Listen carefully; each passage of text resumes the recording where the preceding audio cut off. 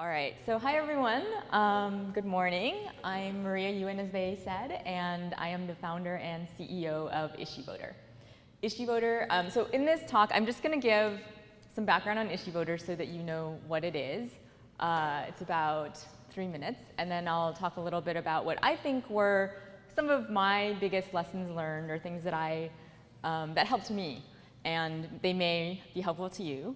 And then we'll just open it up for questions. I think for me, like, the part that I like the most is just Q&A. So the presentation is actually not that long. So IssueVoter, it's a nonpartisan online platform that I think has the potential to revolutionize politics. So my dad came from China, and where democracy does not exist.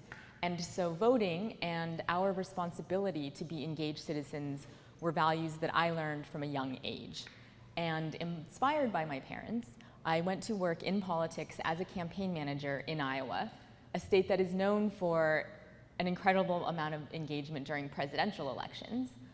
But, like most Americans, people disengage during the off-season. But at the same time, engagement on issues is very high. So how do we connect the issues to the voter? And that's where IssueVoter comes in. Sure. So each session of Congress, over 10,000 bills are introduced. About 1,000 of them are voted on. And how many have you heard about? 1, 5. So essentially, you've missed 995 bills.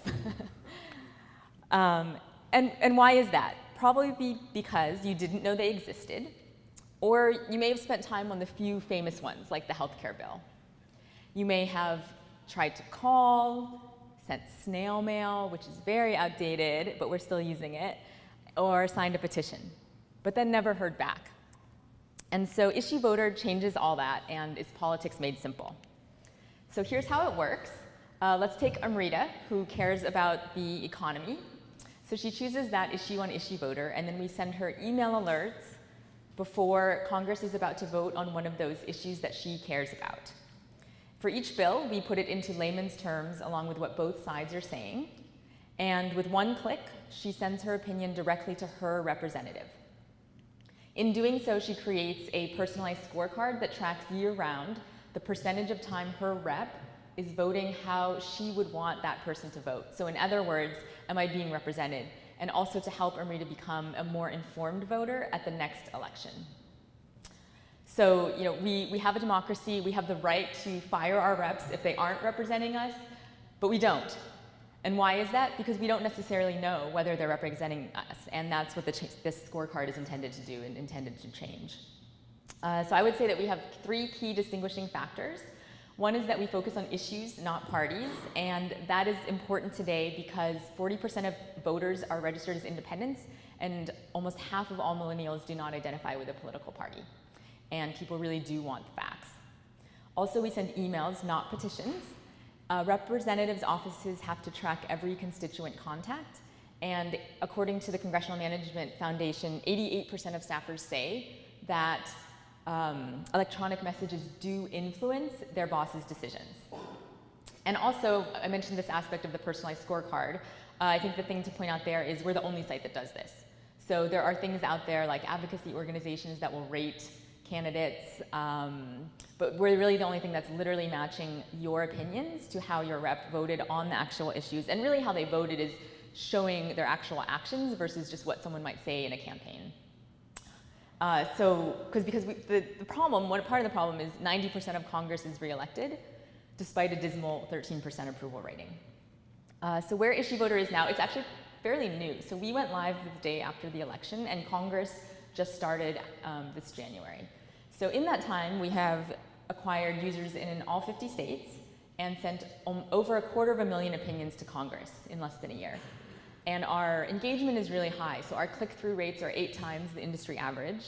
And we can talk about, you know, why we think that is or how that happened.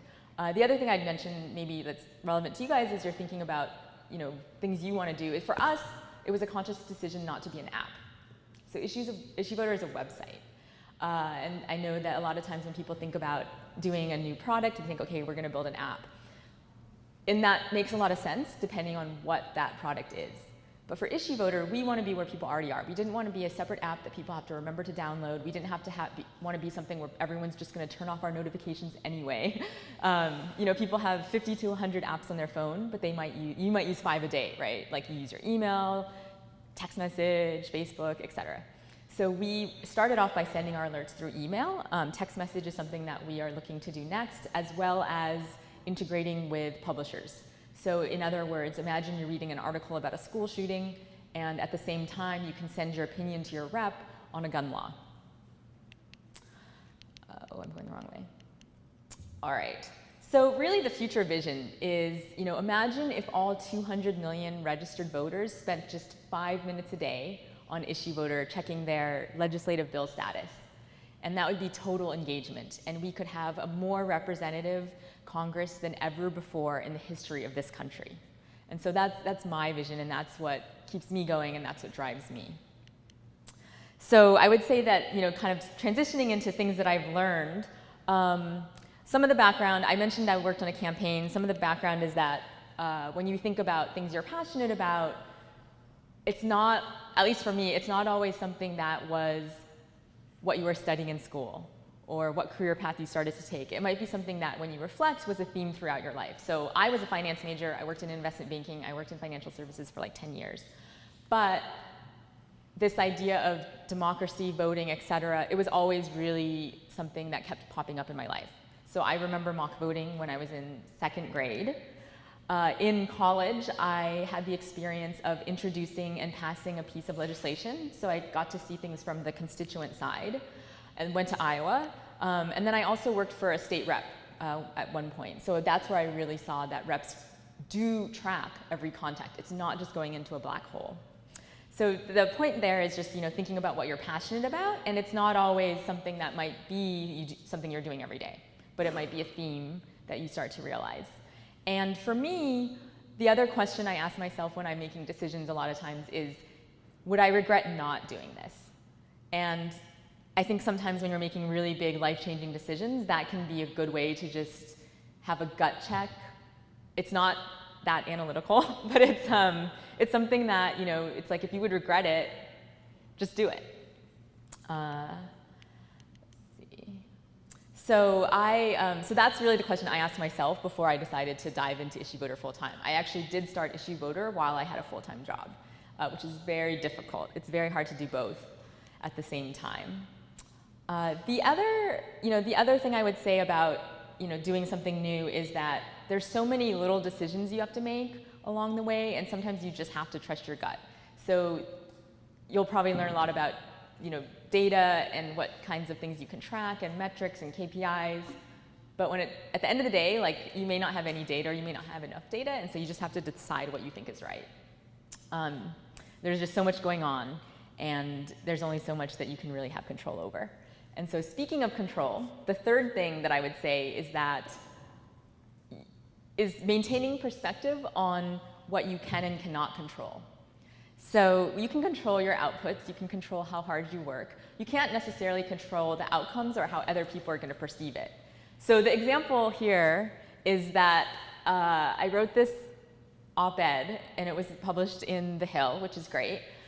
And someone had a lot of time on their hands because someone went into the comments section and made all these comments about how, basically trying to sort of make the point that IssueVoter was not nonpartisan because I had worked for a candidate before. And when I do interviews and when I speak, I actually never say, earlier, I didn't say if I worked for a Democrat or a Republican. I never really say my own political affiliation. And in fact, I don't have a political affiliation now. But someone took a lot of time to somehow research me, it's very strange, and have all these comments about this person is a flaming liberal, is basically what the comments said. But there were a lot of comments. So the point there, though, is really just, I can't control that, right? You put stuff out into the world. Some people will like it, some people will love it, some people will hate it, and that's fine. So don't worry about it. Try not to get stressed out about stuff like that. So this is this point about just focus on your inputs, focus on what you can control. Try not to worry too much about the outcomes. It doesn't mean don't track metrics of the outcomes, but don't let them things like that stress you out. So that's it. That is the end of my talk. Just really thinking about what you're passionate about, not having regrets, trusting your gut, and focusing on what you do have control over. And so I will open it up for questions. Oh, and I actually just want to add also is we actually are recruiting for interns. So if anyone is really interested and passionate about what we're doing, you can definitely feel free to reach out to me and start to explore some of those opportunities. I'm based in New York, and actually a lot of our interns are remote. And the way that they typically work with us is they'll usually have like one specific task that they have ownership of. So you would have complete ownership over something, and then just work on that thing on an ongoing basis. And then there sometimes are like research tasks or things that pop up along the way. And then all of you can sign up for IssueVoter if you feel like it too.